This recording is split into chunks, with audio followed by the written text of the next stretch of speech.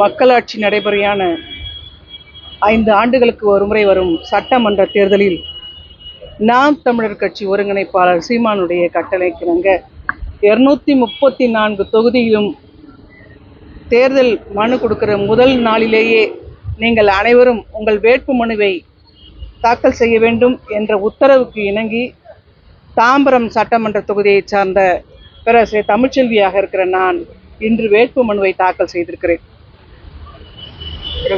நீங்க என்ன படிச்சிருக்கீங்க? நீங்க எந்த தொகுதியை சேர்ந்தவங்க? இந்த தொகுதியோட பிரச்சனைகள் என்னென்ன? நான் தாம்பரம் தொகுதியினுடைய சிட்லப்பாக்கம் பகுதியை சார்ந்து இருக்கிறேன். என்னோட வீடு அங்கதான் இருக்கு. நான் கல்லூரி பேராசிரியர், ஓய்வு பெற்ற ராணிமேரி கல்லூரி பேராசிரியர், தமிழ்துறை தலைவராக இருந்து ஓய்வு பெற்றிருக்கேன். 10-12 ஆண்டுகளாக நாம் தமிழர் கட்சியில பயணிச்சு வரேன்.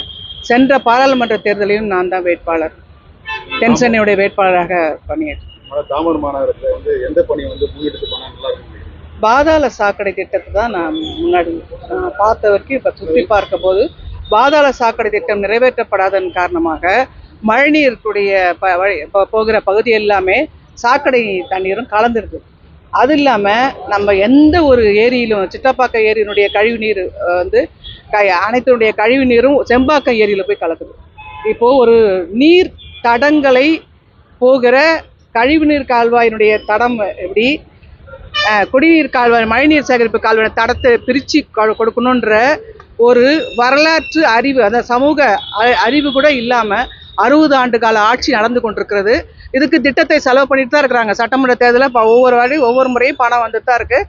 திட்டங்கள் என்னவோ நிறைவேறுது, ஆனால் மக்கள் நலம் சார்ந்த பகுதி நிறைவேறுதானா இல்லை.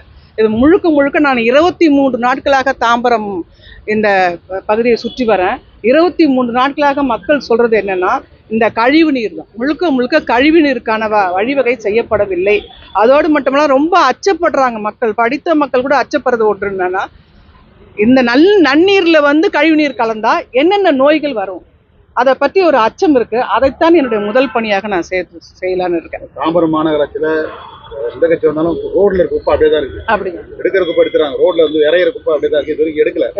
இது நீங்க எப்படி செயல்படுறது? அதாவது சமூக நலம் சார்ந்த ஒரு வேட்பாளரை, ஒரு பொறுப்பாளர் அங்க அமைக்கிற பொழுது இதை பற்றிய சிந்தனைகள் இருக்கும்.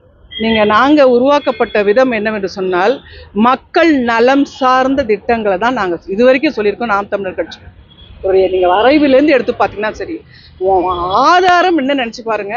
நல்ல குடிநீர், அந்த குடிநீர் மட்டும் நாங்கள் சொல்லலை, அதை நல்ல குடிநீர்ன்ற வார்த்தையை பயன்படுத்துறதுக்கு காரணம், நல்ல குடிநீர் தான் ஒரு மனிதனுடைய ஆரோக்கியத்தை வளர்க்கக்கூடியது.